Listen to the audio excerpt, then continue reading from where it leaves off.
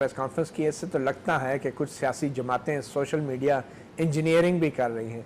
तो क्या तहरीक इंसाफ की भी कोई शख्सियत उन खाली बॉक्सेस में हो सकती है जिसमें कोई तस्वीर नहीं लगाई फौज के तर्जुमान ने? ये कौन लोग हैं जिनकी तरफ वो इशारा कर रहे हैं आपके ख्याल में?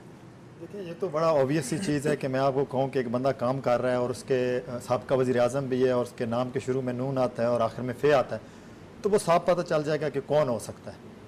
तो वो बच्चा भी ये देख लेगा। ये निशानियाँ होती हैं कि ये कौन कर रहा है। देखें, अभी आप अंदाज़ा लगाएं कि पिछले 2 साल से 1.5 साल से जो फौज के तर्जुमान ने जो खाली बॉक्सेस छोड़े हैं, वो बुनियादी तौर पर वो ये कहना चाह रहे हैं कि ये अकाउंट्स जो हैं ये नून लीग के हैं। नहीं, मैं आपको बता रहा हूँ कि इशारे किस तरफ जा रहे हैं, जिसके टांडे किधर जाके मिलते हैं। अब पिछले 1.5 साल से जो आपके सामने तमाशा लगा हुआ है, ये जो अभी आपके इदारों के खिलाफ ये कहा गया कि खिलाई मखलूक, बड़ा उसको किया गया कि सेनेट के इलेक्शन खिलाई मखलूक नहीं होने देगी, कौमी असम्बली के इलेक्शन नहीं होने देगी। आज आके वो सारे का सारा चेंज हो गया। इंस्टीट्यूशंस के ऊपर, जो जुडिशरी के ऊपर, फौज के ऊपर, तो एक ही जमात है जो किए जा रही है। आज बड़ी प्यारी बात की आसिफ गफूर साहब ने कि हम अपने ऊपर तो बात बर्दाश्त कर सकते हैं, लेकिन स्टेट के ऊपर नहीं, रियासत के ऊपर नहीं। तो यार, इनको भी ये सबक सीखना चाहिए नून वालों को कि आप अपने ऊपर तनकीद बर्दाश्त करें।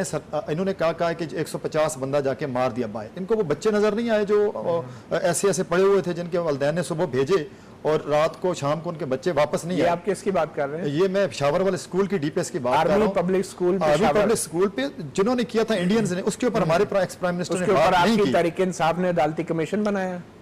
अच्छा, उसने कि हमने तो उस दिन सरेंडर कर दिया था, हमने तो अपना धरना 126 दिन का छोड़ दिया था। मैं जिस तरफ आ रहा हूँ, ये तो ऑब्वियस सी नजर आ रही है कि ये डब्बे किसके होंगे। मैं अपनी तरफ से, ये मेरा कोई पॉलिसी बयान, डब्बे किसके हैं ये कोई बयान नहीं है पीटीआई का, लेकिन नजर आ रहा है कि ये कौन लोग होंगे जो कलभूषण की बात नहीं करते, जो ये करते हैं कि जाके 150 बंदे।